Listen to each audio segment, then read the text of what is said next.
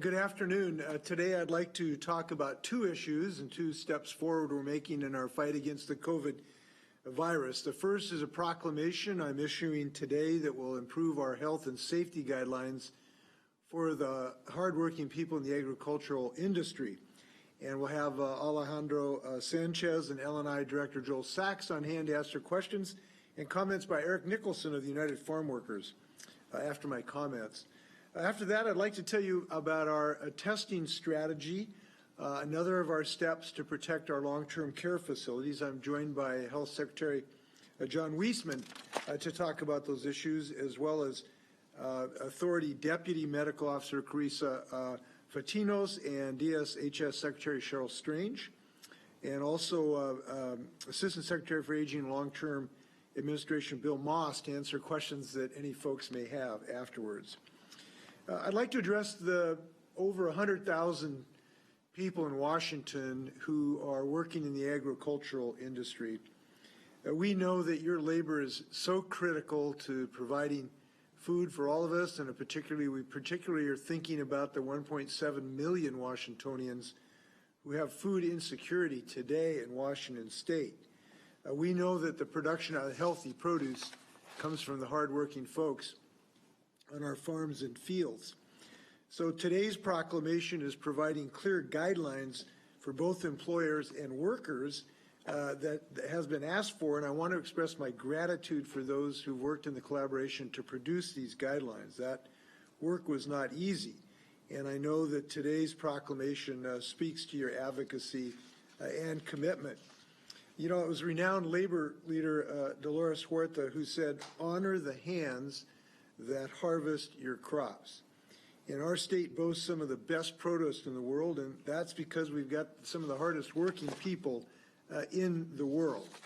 And we certainly know that every time we eat, there was a hand that provided our sustenance. And so we know we have rich soils, we have diverse climates, we've got large-scale irrigation. But mostly we have hardworking people, both orchardists and workers and farmers who are responsible for harvesting over 300 different crops in our state.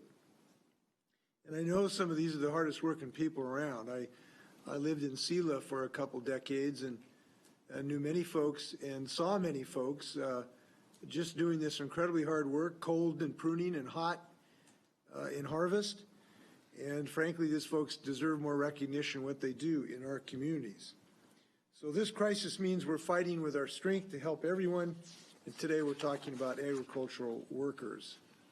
The task to come up with the right policies is challenging, from the fields to employer-provided transportation and housing and other congregate settings like packing houses. There's numerous points of risk for people who are working in agriculture. The striking workers in Yakima on the lines as we speak are clear in their calls that more needs to be done. We hear that message, and that's why we're acting today. So today we're announcing additional safety standards for COVID-19 prevention for agricultural workers across the industry. These standards built on the requirements set forth at the beginning of the crisis for all industries, with more specific provisions for the unique needs of this industry. This proclamation is going to protect workers in the fields, in packing houses for fruit and vegetables, and on employer-provided transportation. These requirements complete the remaining standards that really are necessary to implement a cohort model set forth in the state's previously released rules on housing. Here's how it works.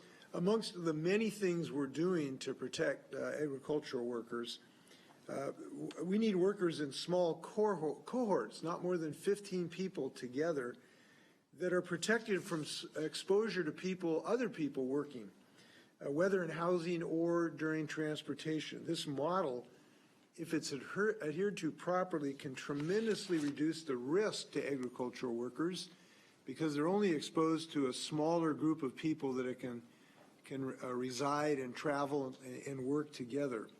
So this will help us, if there is an infection, to very quickly trace the source of that infection, isolate that person and this cohort. And we think this is a tremendous strategy for breaking the causal chain of this infection. This effort requires significant changes, and we realize that. This includes a requirement for all workers to have access to facial coverings on the job when they're not working alone. The state has procured and distributed 135,000 cloth facial coverings to agricultural workers across the state so far. And large work sites will have roughly 4 times as many hand washing stations as they previously did, so workers won't have to have a false choice between effective hand washing and getting their job done. So that's a quick rundown of some of the summary of the work we're doing. I'd like to now turn to Joel Sachs for a few comments about our work. Joel. Thank you, Governor. As you said, agriculture is one of our state's incredibly important industries. We must all work together to protect workers from known workplace hazards on the job, like the coronavirus.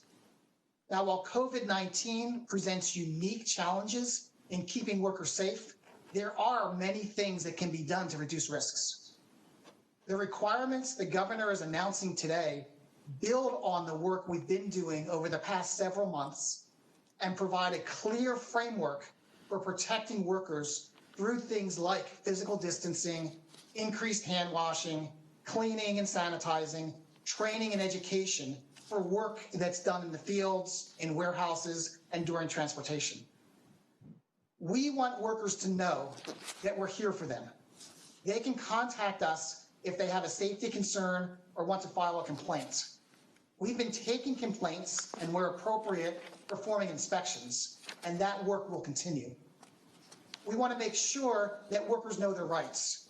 So we've been doing outreach through radio, TV, social media, and partnering with the community advocates. At the same time, we want employers to know that we have a consultation group. So if they need help figuring out the best way to protect workers, we're here and we're ready to provide assistance. We've provided consultations to dozens of employers, and we stand ready to help even more employers and growers. Because now, more than ever, it's critical that growers and agricultural workers work together to promote safety and prevent the spread of the coronavirus. At the end of the day, we believe that everyone has the common goal of ensuring that we can all put food on our tables and also ensuring those who are doing the work every day are able to stay safe and healthy. Here at L&I, we're committed to playing our role in making that happen. Thank you, Governor. Yeah, Joel, I wonder if you want to talk about some of the cohorting strategy, how that applies during transportation, and also some of the pre-existing requirements for residential safety while people are in an agricultural industry. Sure. So one of the pieces that we've worked on over the past few months is identifying what we did in consultation with advocates and growers is to identify a variety of requirements that would need to be met, and then different ways that growers could potentially think about implementing those requirements. One of the ones that we hit upon, and that you mentioned earlier, is for those communities where a grower has made a determination that they want to provide, they need to or want to provide housing. If they create what we're calling a cohort, which is a group of up to 15 workers who would stay together in housing, stay together for their meals, stay together when they're working together, and then not have interactions with other groups. That would be one way of trying to protect the spread of the disease. And when they did that, that would then enable the grower to expand and address some of the requirements that we have around social distancing and some of our other requirements. So in many ways, the option for the grower is ensure social distancing, promote a cohort model that creates these small groups of workers that give them a little bit more flexibility as it relates to social distancing. And does that cohort model also apply in the transportation of workers? Absolutely. So as growers are providing transportation, if they have a cohort group, they are able to have that group sort of in a slightly more contained environment. Whereas if you're transporting workers that are not in that group, then the expectations are going to be to ensure social distancing when you're on buses and vans, wearing probably a higher level of facial masks to protect workers from the spread of the disease. Great. Thank you, Joel. And we have Eric Nicholson of the United Farm Workers. Eric. Thank you, Governor. It's an honor to be with you today. And Director Sachs, thank you so much to you and the hard work of everyone at LNI. United Farm Workers has had the honor to represent farm workers across the state of Washington for over 25 years. During the scope of our pandemic, we have been in active consultation with these essential women and men to find better ways to stand with them so they can continue to fulfill their duties of making sure that we here in this state and across the country every day have food to eat, as you have so eloquently spoke about, Governor. Through the course of those conversations, we have learned about growers that have gone above and beyond and learned about the best practices that they have implemented. And we want to learn from them. We've also talked with workers about fears they have, and these rules go a long ways in addressing many of the issues that farm workers have consistently raised with us. And for that, we are deeply thankful. Some of the key points. There has been ambiguity about social distancing. These regulations make it very clear that those measures need to be adopted or other substantive protective measures be implemented. The provision, as Director Sachs talked about, information and training. Many workers, women and men, essential women and men, are going to work today fearful. They do not know what's happening. They are not aware of the coronavirus, the impacts, or more importantly, what happens, God forbid, if they become involuntarily quarantined or get the virus. These regulations require the employers to train workers on their rights and their ability to file claims so they can be made economically whole if and when they have to stay at home. We also are thankful that these regulations require employer-provided masks. That has been a huge issue, is that workers have literally been scrambling, trying to find masks on a daily basis that are clean, that are going to protect them in the work site. These rules clear out that ambiguity, make it very straightforward, and on a daily basis, clean masks need to be provided at no cost to employees. Governor, you spoke about the hand washing facilities. Current regulations allow hand washing facilities to be over 4.5 football fields away from where workers are. We know the importance of hand washing. By reducing that distance by a quarter, we're making those hand washing facilities much more accessible to workers and making very explicit the expectation of hand washing no less than 5 times a day. And finally, the issue of transportation. As we look at food production, we recognize that we're only as strong as our weakest link. And in the constructive conversations the United Farm Workers has had with farm workers, with our colleagues on the grower community, we've recognized in the middle of a pandemic, there are no sides of a table. It is a round table. And we need to pull together, and that is our chance to have the greatest impact, to flatten the curve and eliminate this virus. By taking the steps that the state has done to ensure social distancing and adequate measures are going to be addressed in transportation, we have now firmed up another link in our weak supply chain. And I just want to say, Governor, your words go a long way of affirming the essential work of farm workers. It has been difficult for many of our members who are very proud of the work they do to hear conversations and gratitude being expressed by the community for other essential workers, but many times farm workers have been left out. So deep felt gratitude for that recognition, and the women and men we have the honor to work with are tremendously proud of the work that they do and very thankful now that there will be binding regulations to further protect them in exercising those duties. So thank you. Thank you, Eric, and thank you for your leadership and your organization. They've been really helpful crafting these rules that have not been easy in the agricultural environment. And I want to thank some of the growers that have helped us work through this to learn some of the practices at work as well. I had a great grapefruit yesterday, and it was so good. I know somebody had a hand on that. I don't know who that was, but they certainly deserve protection. So I'm glad we've had a step forward on this, and we're not done in this regard. And by the way, I do want to point these out. These measures are very protective for everyone, including the growers themselves and their families, who are obviously really hard working as well. So everybody's going to benefit from this step forward. So thank you. Now I'd like to talk about our Washingtonians in our long-term care facilities. And these are some of our most loved members of our families. And I want to thank the people who've been working in our long-term care facilities. They've had some real challenges in a variety of ways to try to make it safe for their folks. And this has been a challenge, and they have risen to the challenge in many ways. And they've been so helpful. They've been helpful to our family in helping to set up a Zoom call with my 103-year-old. She'll get there. My 103-year-old mother-in-law. We've had some folks out at Ida Culver to set up a Zoom call with her, and we just really appreciate the courtesy and professionalism of people in these facilities, but we want to help them by adding some new measures of protection, and that's what we're doing today. So today our Department of Health is issuing an order that will begin required broad testing within our nursing homes and assisted living facilities in our memory care units.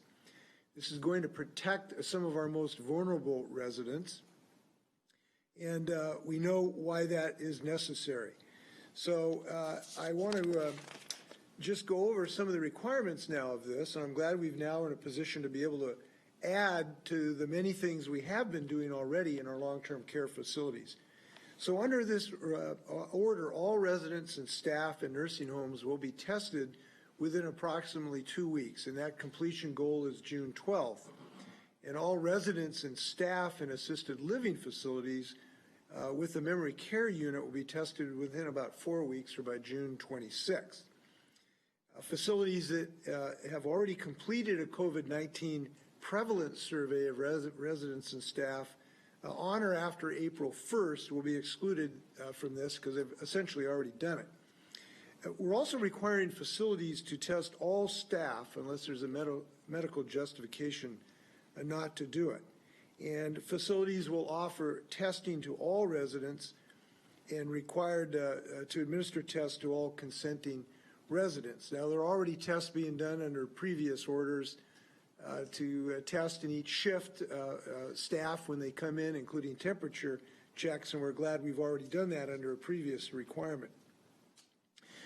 To help in this effort, our state is going to be sending test kits and personal protective equipment supplies to our nursing homes and our memory care facilities, both for staff and for residents. Right now, the Office of Financial Management is working on those cost estimates so we can make sure we get that job done. In addition, our state will pay the laboratory costs for those tests for staff only. Residents will, presumably their insurance will take care of those costs.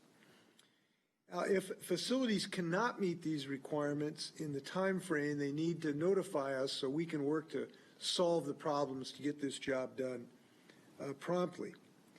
Now, this is just one of the steps we've already taken, and I'm glad that we have been working on this for some time. Our state has already sent strike teams to these long-term care facilities to provide on-site assistance with testing and controlling infections. They've had assistance with PPE use in response to outbreak with distributions through our our Emergency Operations Center. And folks in these facilities have been in Tier 1 to have access to what has been a very restricted supply that we've been able to obtain from the federal government and other sources. We've also previously provided guidance on infection control, and DSHS has been doing recurrent inspections on adherence to these infection control procedures. On top of that, our state's provided technical assistance to long-term care administrators, as well as webinars for administrators and staff to really try to prevent the spread of this dangerous virus. We're continuing work on plans to provide interval testing so that we can have repeat testing as time goes on. So we're developing an interval testing strategy for the rest of the long-term care facilities, such as adult family homes and assisted living facilities without memory care units. So with a little more detail about this order, I want to turn over to John Weisman, our secretary, and Carissa Fatinos, who's really provided some great talent in this effort. John? Great, thank you, Governor. Appreciate those remarks. And as you said, our nursing homes house our precious elders, and we know that they are at high risk for COVID and bad outcomes from COVID. So continuing to build upon the work that we have been doing that you mentioned is our goal here. And I just want to emphasize that this work started even before COVID was identified in Washington State. We were doing some of those webinars in advance with the healthcare administrators, letting them know what COVID was, what the symptoms are, and what infection control procedures were going to be very important. And as everybody knows, very early on in the epidemic here in Washington State, we learned that nursing homes indeed were a high-risk place where there were a number of outbreaks and infections. Thankfully, over the last month and a half, since really March, we have really seen a decrease in the number of outbreaks in our long-term care facilities. And that really goes to the hard work that you were talking about the healthcare providers in the facilities who are providing good care, who are paying attention to infection control, and as they've had the access to the personal protective equipment, et cetera, have been able to better protect everyone. So this order, which goes into effect today, really continues our work and now allows us to focus on those nursing homes and assisted living homes with memory care units, allows us to focus on those that haven't had an outbreak. For us to go in, test everyone, make sure that we don't really have any asymptomatic infection in those facilities. And if we do find some, to be able to, much like what you were talking in the earlier segment, be able to cohort those residents and keep them, in a separate part of the facility from others so that we minimize the spread of any asymptomatic infection as well. So we are looking forward to working and partnering with our nursing home and assisted living partners out there to get this job done. We are excited to have the adequate personal protective equipment and now the testing supplies to be able to carry out this mission and to assure that everyone is successful in being able to get this order carried out, as you said, for nursing homes within the next 2 weeks and our assisted living facilities that have memory care units by the 26th. And the reason we're focusing on those units with memory care is that we do find higher infections in our assisted living facilities with memory care. And in part, that's because folks with memory care issues, and my mom had memory care issues and was in a home, tend to wander and, need to be able to move around as part of their daily living. And we know that increases the risk of infection. So we have been seeing more infections there, and that's why we are prioritizing that group of folks. So we are looking forward to these results and learning just how much asymptomatic infection we might have in a facility. And with that, I think Dr. Fatinos is now just on the phone. She's been having problems with video. So Dr. Fatinos, I'll turn it over to you if you are on the line.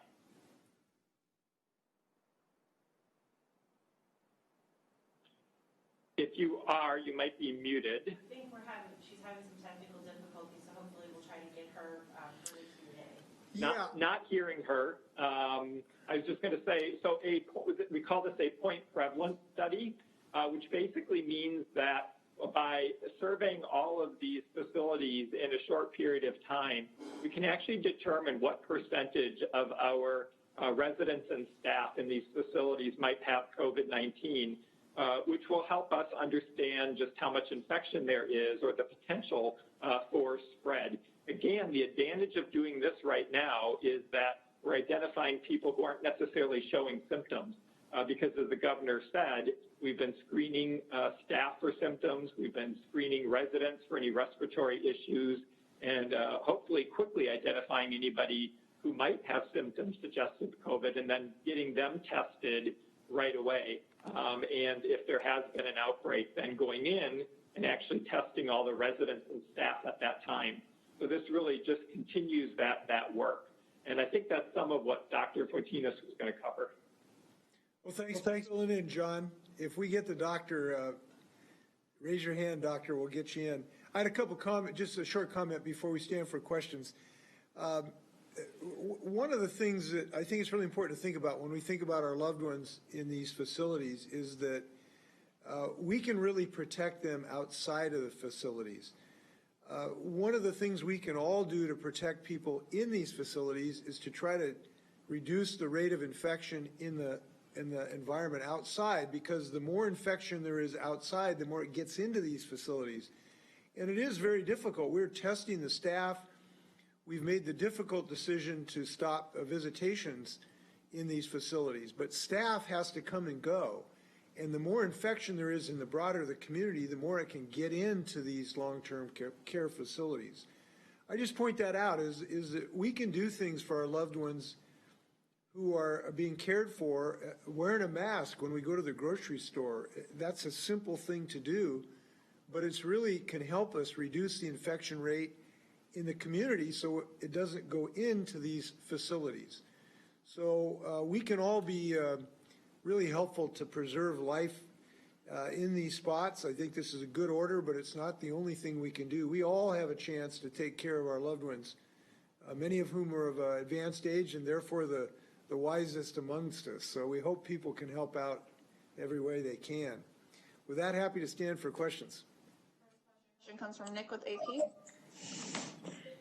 Oh, hi. Are there any penalties for failing to comply with the farm worker protections, or can you summarize those? Joel, you want to talk about that? So under our occupational safety and health rules, there are penalties associated with violating both what's here as well as our standard rules. And those are calculated on a case-by-case basis by formula, and it typically can be up to $7,000, depending upon the nature of the violation, the potential harm to the worker, and the size of the employer. I just want to note, if I may, that these sanctions are available, but we've had such broad-scale compliance with our orders to date. And I want to thank the business community. The vast majority of business leaders have protected themselves and their employees and their customers by complying with these rules, the vast majority. And there's been very few folks who've been non-compliant. Those folks tend to be the ones reported in the press, of course. But we just want to thank the people who run businesses. They've made some very difficult decisions to try to protect people, and we appreciate that. Now, we have had some folks who need some reminding, and they need to be reminded that there are fines if they do not comply with these safety rules, including being open when they should not. In the last few days, we've had a number of businesses that thought they were going to skate by and not follow these rules, and we had to remind them they'd be fined, and they indeed have shut down in the last few days. So we've had some additional health in our state, but it's a very small group, and I want to thank the business community for what they're doing. Next question comes from Joe with the Seattle Times. Two questions, one for the governor, one for Mr. Sachs.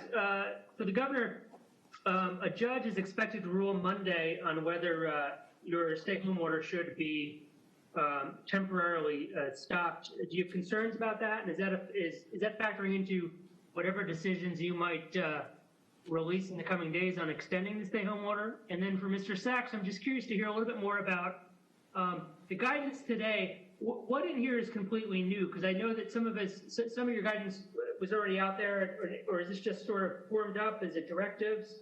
Can you just kind of parse that out for us? I'll go first. No, the fact that some folks have filed a lawsuit is not affecting our decision-making. We're making a decision based on the science and the data and the metrics and the advice we have from epidemiologists and listening to people in the larger community and how this is working. That's what we're making our decisions on. We believe we're on very firm ground, both by Washington law, by statute, and also by the state and federal constitutions. And I feel very confident that we have complied with the obligation, not just a right, but an obligation for the governor to act to save people's lives. And that's fundamentally what we're doing. And I think people understand that. in Washington. That's why there has been such a high rate of compliance, so people know how dangerous this virus is, and they know that we can actually do effective things, which we're doing. So now, having said that, I want to tell you, look, I respect people's right to go to court. They have a right to challenge decisions in our government, and thank goodness we live in a country where we have a good judicial system that can give the people the right to have these things reviewed. That's fine with us. But we feel we're on very good ground, we're making good decisions, and we're saving lives, and that's a pretty good day's work.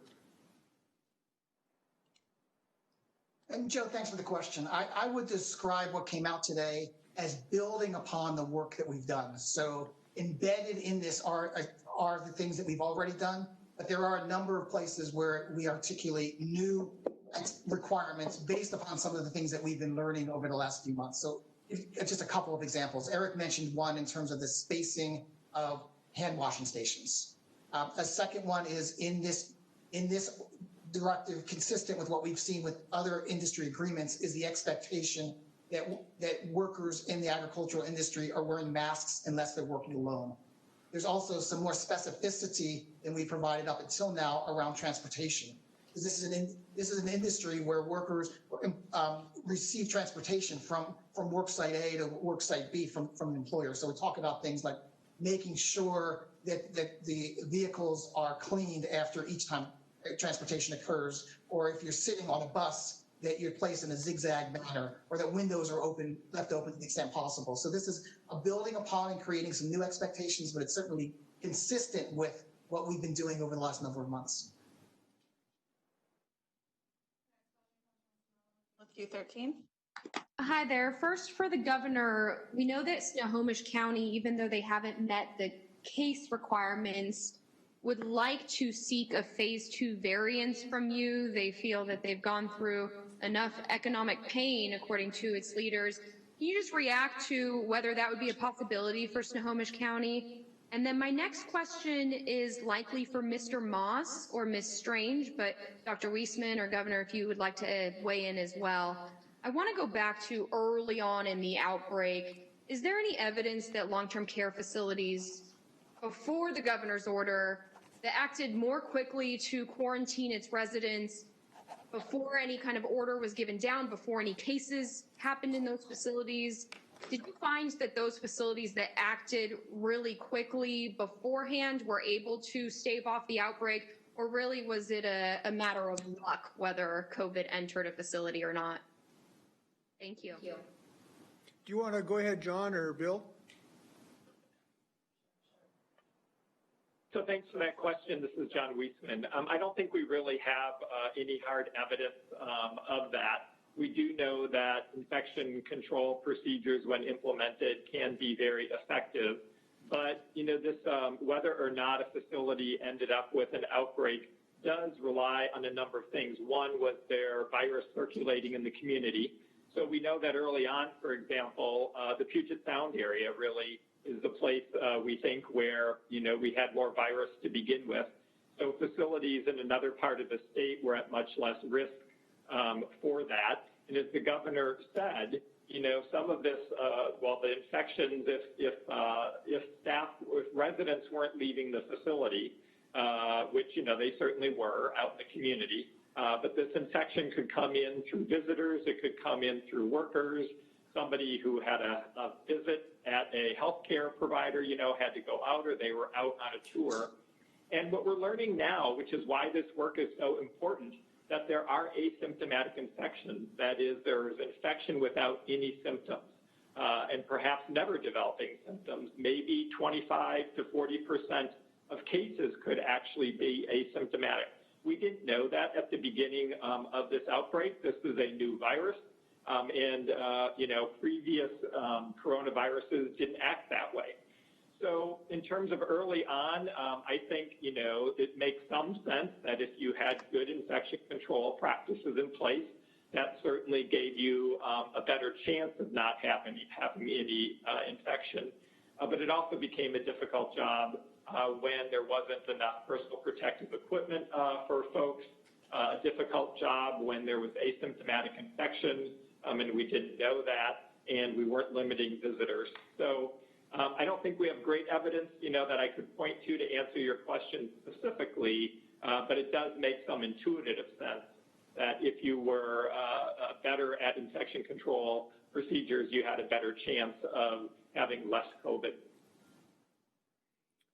Yeah, in regard to Snohomish, under the current order, there is not a procedure for that.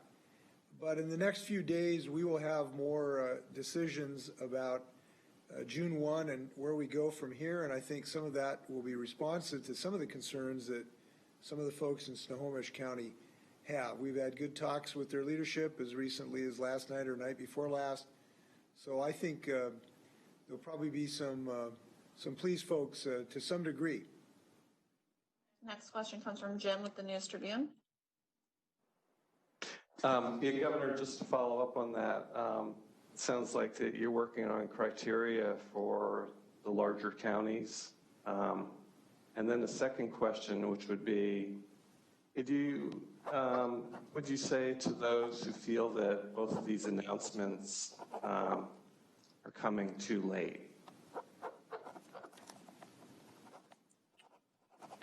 Well, what I've learned in this business of dealing with this virus is that no matter what decision you make, a lot of people think it was too early and a lot of people think it's too late.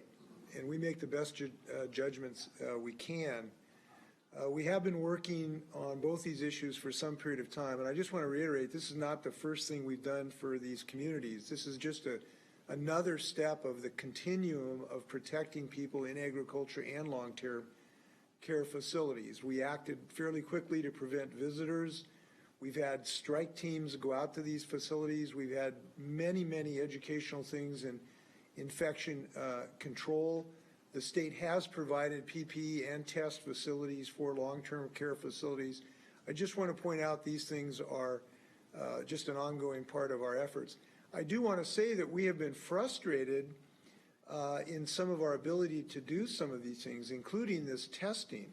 So as you know, testing supplies have been in very short supply, including the swabs.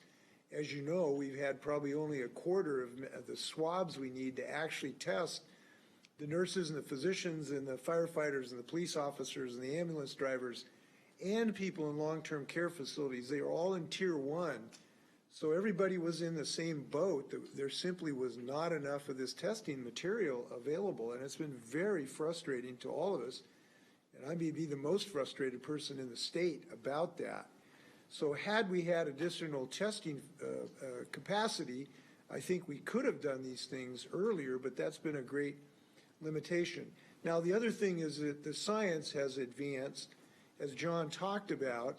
The science has advanced significantly in the last several weeks to show how prevalent asymptomatic transmission is. We thought that was a possibility, but it has now become a certainty, and particularly a higher percentage of transmissions appear to be from asymptomatic transition, which has increased in the last several weeks the need for this more broad-scale testing.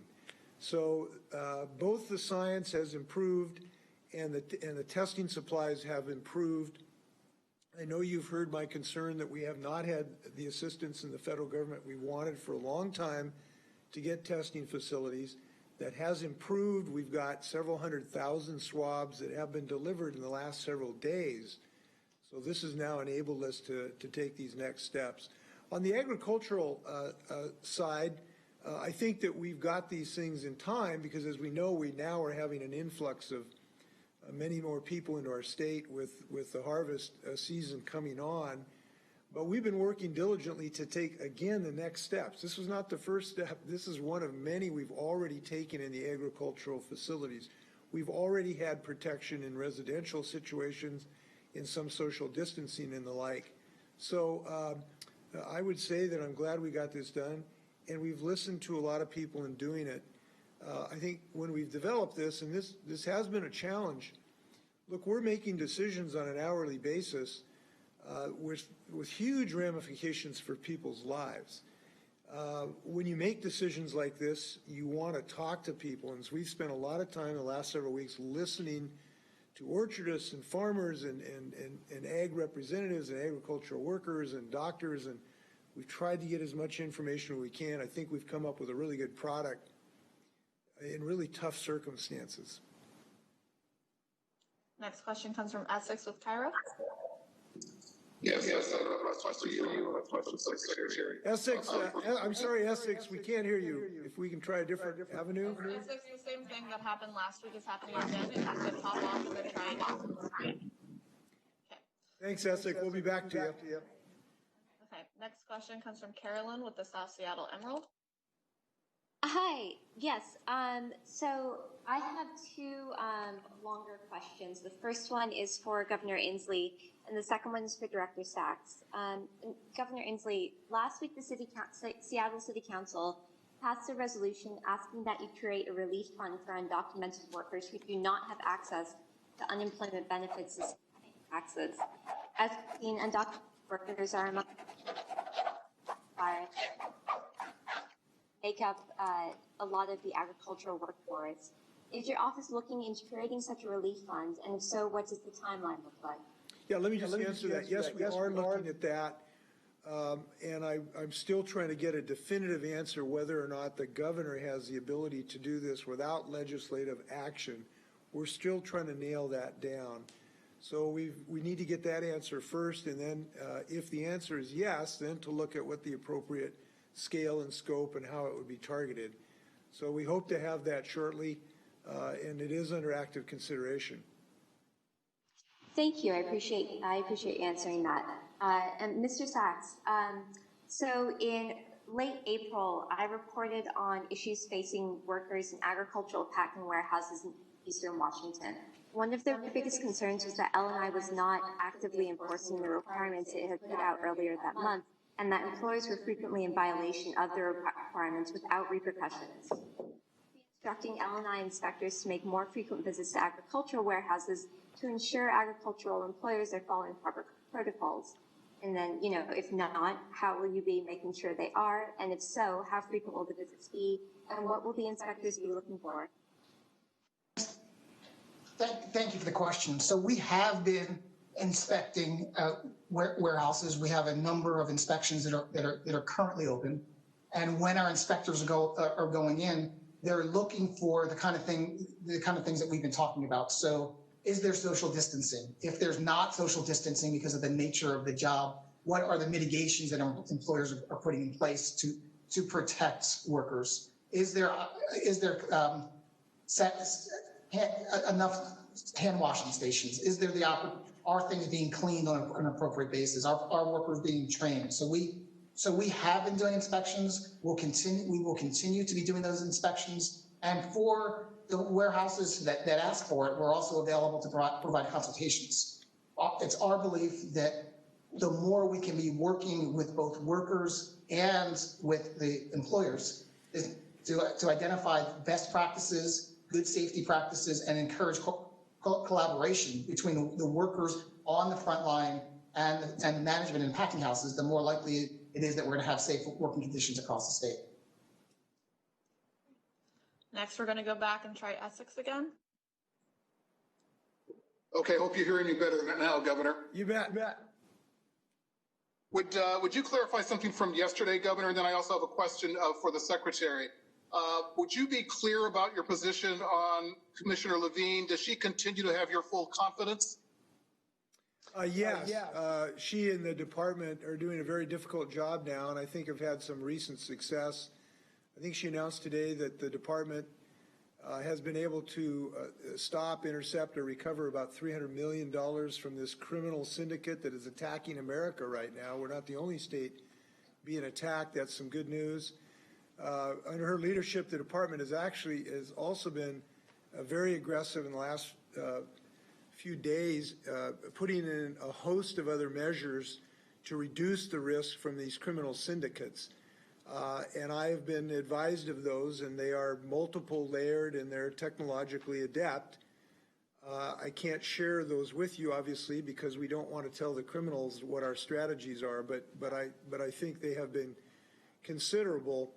And it is a difficult thing the department's doing right now because it's simultaneously trying to accelerate our ability to get these payments out to people who are justifiably making claims And this is extremely frustrating to people who've been waiting weeks to get their payments. And yet if we turn the dial towards security, every time we do that, it slows down our ability to get those payments out to people. So that dial either goes to reducing the risk of hunger or it goes to decreasing the risk of fraud. And so they're having to make some really hard decisions. I think they've made some good ones recently to simultaneously try to get these checks to payment who are so desperate for these unemployment compensation benefits while simultaneously reducing the risk. And I think they are achieving both of those as quickly as possible. And for the Secretary, with this additional testing, will care homes now be able to reopen to visits from families which have been so missed?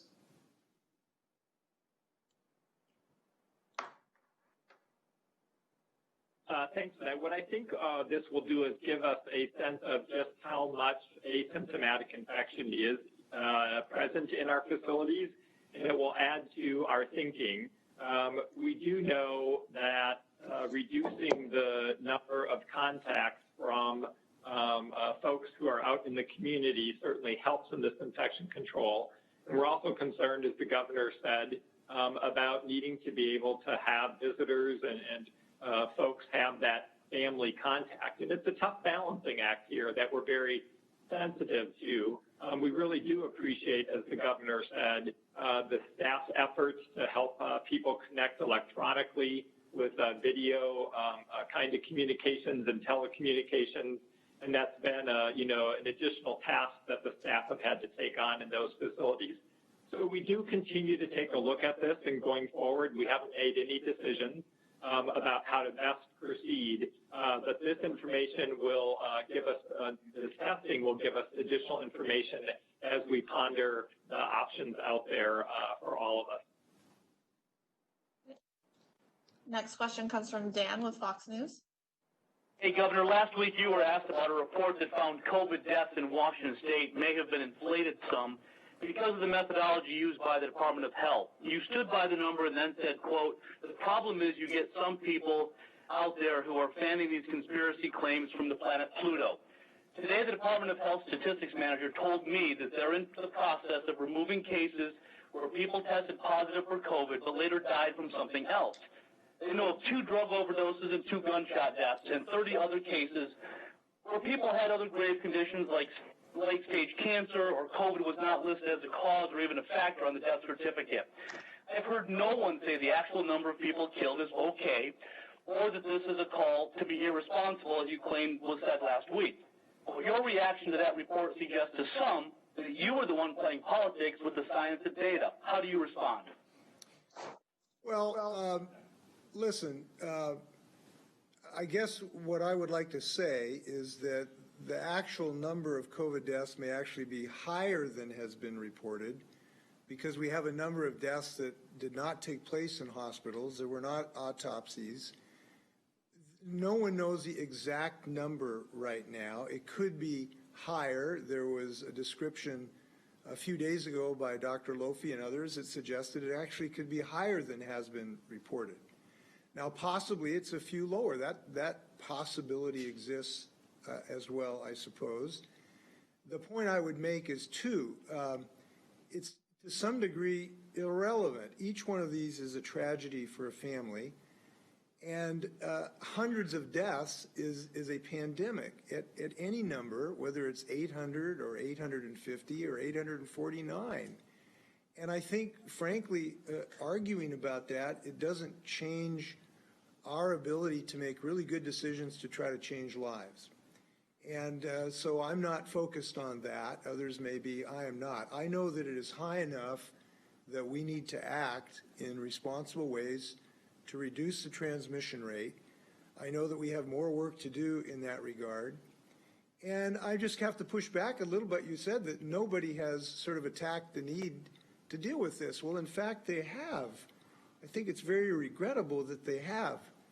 We've had public officials who've called this a hoax. A hoax.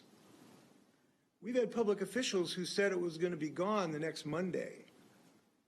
We've had public officials who've said that testing is overrated. In fact, we've had one very prominent politician say that.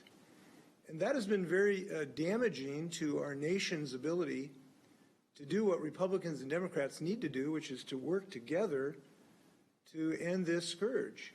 And I can tell you that both Republican governors and Democratic governors have tried to convince the federal government to be a better partner to try to not spread misinformation about this. And so whether that's coming from Pluto or the White House, maybe is not that big of a difference because it's dangerous. Let me give you another example right now since we're on this topic, because it's a very important one. We've had a lot of success in Washington because Washingtonians have been acting to really act to protect their families, both Republicans and Democrats. It's the reason we've been so successful in bending the curve down. We have huge compliance with our stay-home order. People are socially distancing. Business leaders are doing some good things to protect their employees in very difficult circumstances. So we've had a lot of success, but we're not done yet. And now we're trying to remove the social distancing so businesses can reopen and people can go back to their churches and the like. But we need to replace that with a new strategy to reduce the rates of transmission. One of the really important things in our ability to do that is wearing the facial cover and masks. And what the science is now telling us is it can be very, very effective when people wear masks in grocery stores, when we reopen our retail outlets, when you're in a crowded place. Those masks can be really, really effective. And unfortunately, we've had leaders, at least one, who are trying to convince Americans not to do that. That's really dangerous right now, and it's very unfortunate. So I am not shy about expressing an opinion about what endangers the 7 million people that I work for. I'm not intimidated by people who want to say that we're not going to protect our citizens. So I'll stand by my statement that there are those who are causing dangerous misstatements, and I will speak against them. Time for a few more questions. Next question comes from Jim with the spokesman review. Governor, a couple of quick questions for you. One is, do you expect the new rules for agricultural and food processing workers to end any labor disputes currently in central Washington? And then on the testing at long-term care facilities, will the public getting the results of these tests broken down by the individual long-term care facilities? To your first question, I don't know what impact it'll have on some of the labor action that's going on. I would hope that it will have improvements, certainly that people will recognize, but I haven't had conversations with the labor groups to know whether that will change their position. As far as the information on long-term care facilities, John, do you want to handle that? Or Cheryl or Bill? One of the things that's required is that as a facility gets a positive test, they are required to report that to the Department of Social and Health Services, so we can track those and have that information, and that certainly is shareable information. And then the medical provider labs also report that to the Department of Health. And so we can compile those numbers, and we'll be taking a look at those and sharing that information as well. Next, we go to Mai with the Yakima Herald. Hello, thanks for taking my questions. I have 3 questions. I have one question for Dr. Wiseman. There was a strike team that came to Yakima Valley earlier this month to address outbreaks, including in agricultural facilities. I'm interested in hearing what that continued effort in addressing existing outbreaks in fruit packing houses. I have a question for Director Sachs, which is you've already done inspections at several agriculture facilities. I'm interested in hearing what follow-up you might be doing in light of the new regulations that have come out today and yesterday from Department of Health. And then I have a question for Eric. I'm interested in hearing, you guys filed a lawsuit with another union over enforcement and regulations. I'm interested in hearing how these new regulations address some of the issues that you addressed in the lawsuit. Thanks. Congressman. So yes, so those strike teams are exactly what we're talking about, where we can send out not only to long-term care facilities, but to work sites as well as being an important part. So the work is they go in, they identify what they know of the situation at that point, along with the local public health officials. They can recommend additional testing that we want to do, bring in the supplies so that they can have the supplies and the ability to get those to labs so we can get quick turnaround tests on those. Also look at what infection control practices are currently in place, what might need to be strengthened. Perhaps there were some practices that were just simply wrong, and being able to correct those as we go. And then as we do that, part of that is providing technical assistance to and with the local health department, the employer, the workers, to make sure that everybody can have the information they need. So the strike teams are really important. They were out there, both the Washington State Department of Health as well as Centers for Disease Control and Prevention were out working and in both long-term care facilities and in the food processing. And I think folks have found that very beneficial and brought in additional testing resources. So I hope that answers your question. So this is Joel Sachs for your second question. Our intent is to continue down the path that we've been down, which is we will be doing some proactive inspections. We will also be evaluating and responding to complaints that we get from workers and referrals from other organizations, and partnering with growers and packing houses that ask for our help from a consultative perspective. In terms of the enforcement criteria that we will use, come June 3rd, when this criteria formally takes effect, when our inspectors show up and open a new inspection or begin a new consultation on June 4th, June 5th, they'll be applying this criteria. I also believe, because a lot of this criteria are things that are best practices, I suspect that we will find, at least in a number of facilities and on a number of farms, these things are already happening because growers have put them in place a few weeks ago. And we want to ensure that that's happening across the industry.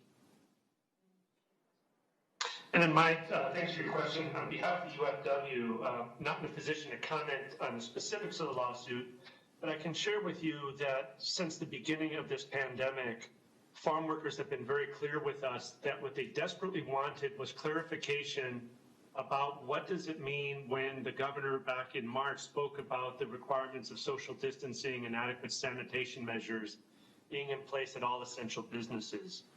With the promulgation of the housing rules a week or so ago now, and with these regulations on transportation and worksite requirements, in our talking with workers, we're feeling much better about having the clarity that they were looking for, so everybody knows what the rules are, they will be enforced, and hopefully the essential women and men who are keeping us fed can continue to do their jobs safely and without putting their families at risk. Last question. Final question comes from Keith Wiscama. Governor and Secretary Weissman, Pierce County just announced that they are perhaps taking 4 names off of the death list to see if they indeed were COVID related. If numbers go down in Pierce County, numbers go down in King and Snohomish County, might they have an easier time getting in if you lower the bar to deal with that? And what's to prevent all the people in those 3 counties from flooding Sac County, Thurston County, to possibly the virus with them? Could you try that last part again? We broke up a little bit. So what's to prevent people from King, Pierce, and Snohomish County from flooding the nearby counties that are already in phase 2? And the first part of it was Pierce County is rethinking 4 of their deaths that may not be corrected, believe. Well, fortunately, we have not experienced the kind of flooding phenomena, so we hope that that would not be the case. I don't think it has to date. We now have over 24 counties that have been open to phase 2, and I don't think they've experienced that type of concern. So hopefully that would not happen in central Puget Sound core. As far as the number, it's a little bit what I talked about a little bit, is whether these numbers go down 2 or 3, it would not affect the fatality rates would not affect the larger decision, in part because we look at many more things other than just the fatalities. We look at the infection rate, the total infection, the percentage of hospitalizations that are associated with the disease, whether that is going up or down. We look at testing capacity. Importantly, we look at the contact tracing and isolation capability of counties, because as we've talked about, we need to have that new smart weapon that can replace the social distancing. So the numbers of fatalities is only one of the things that we look at, and I doubt just a 1 or 2 change is going to fundamentally change the assessment. But as I've indicated, we'll have more to say about that. I hope tomorrow, that is not a certainty, but I'm hopeful tomorrow to have some more to say about that. Yes, one thing is, in listening to our discussion today, thinking about our agricultural workers and what we're doing, and one of the things is this issue of masking and PPEs. And this is going to become an increasing part of our discussion in our state. I'm really glad that we're moving forward on masking requirements. And because I think the science is becoming increasingly clear that this can be a very significant part of our strategy to reduce the rates of transmission of this virus. And I'm glad that we're finding really leaders who will speak about that, business leaders and others. I had 2 Republican governors, colleagues of mine, Doug Burgum of North Dakota and Mike DeWine of Ohio. They showed some real courage the other day in speaking about the value of masking and the fact that it protects other people, and it's a demonstration of our love for our neighbors, that when we wear a mask, it's a demonstration that we don't want to infect them. And I hope that we're going to have a success on this, not just for agricultural workers, but for all of us. We'll have more to say about this in the next few days. But as we do these orders, these are orders. These are now the law of the state of Washington. But our success is going to be as much or more on our individual acts of kindness and responsibility and love for our community. And certainly masks is one of the ways to demonstrate that. Some health district county officials in the last few days have done a particular order in this regard. And I just want to reiterate that the governor is just one of the people in this fight. The success is really going to be based on the individual decisions by Washingtonians. So far, they've been fantastic. They've been on the beam. They've been committed. They've been courageous. And I want to thank people for that. I think if we keep this up, we're going to continue to beat down this virus so we can get back to our lives as we want to as soon as possible. So for that, please wash your hands.